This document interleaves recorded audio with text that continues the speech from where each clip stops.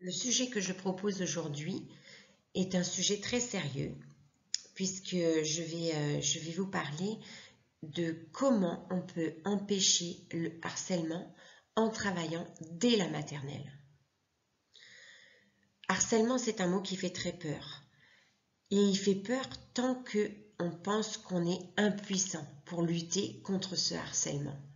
Et en fait, il faut réaliser que on a énormément d'actions possibles à réaliser pour empêcher ce harcèlement.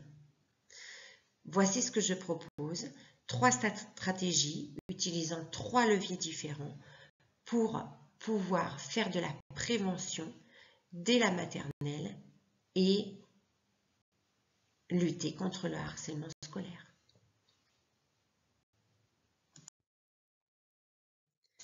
Pour mettre en place ces 3 stratégies, nous allons utiliser 3 leviers.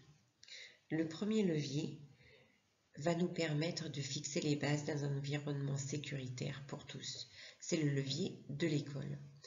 Nous allons travailler avec l'ensemble de la communauté éducative de l'école. Pour cela, moi j'utilise une philosophie appelée phare que j'ai mise en place en 2018 dans les écoles dans lesquelles j'ai travaillé. Chaque lettre du mot phare représente une direction que nous allons devoir suivre pour mettre en place cet environnement sécuritaire. Les enfants doivent savoir que quand ils viennent à l'école, ils sont en sécurité, morale et physique. Et ils vont être libres d'apprendre, libres de jouer, libres de faire des expériences parce qu'ils sont dans un cadre qui est sécuritaire. Et par là même, on rassure les parents. Le deuxième levier, c'est le levier du groupe classe. On ne peut pas mettre un adulte derrière chaque enfant tout au long de la journée pour régler les problèmes qui vont arriver parce que une école, c'est beaucoup de monde, des adultes, des enfants, donc des problèmes, forcément, il y en a à régler.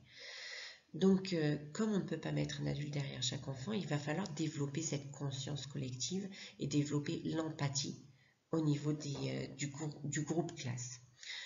Pour cela, moi j'utilise un livre qui est issu de la culture anglophone et qui s'appelle How Full is Your Bucket. Et il existe une version française de ce livre. Et par le biais de l'histoire du livre, je développe l'empathie chez les enfants. On s'imagine bien que ce n'est pas avec une seule lecture d'un seul livre qu'on va développer l'empathie chez un enfant. Mais celui-là, c'est un livre qui est très puissant au niveau des émotions et de la compréhension de l'existence de l'autre. Et le troisième levier, bien sûr, nous allons agir au niveau de l'enfant lui-même. Alors moi, mon choix s'est porté sur un choix au niveau du vocabulaire et je vais travailler sur la signification de 2 mots. Le premier mot, c'est le mot « arrête ».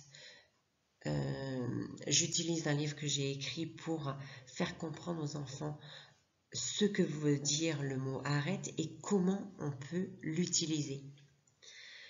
Donc au travers de mon livre, je donne en fait la démarche à suivre pour les enfants pour qu'ils puissent arriver à dire arrête parce qu'il y a des enfants pour qui c'est très difficile de dire ce mot-là. Et le deuxième mot sur lequel je vais travailler, c'est le mot non. Je veux m'assurer que les enfants comprennent la signification du mot non et je pense qu'il faut redonner à ce mot-là tout son sens de façon à ce que les enfants comprennent que non, c'est un non ferme et définitif. Donc il y a beaucoup d'actions à mettre en place pour que les enfants arrivent à faire tous ces apprentissages. Voici donc ce que je décris dans mon document.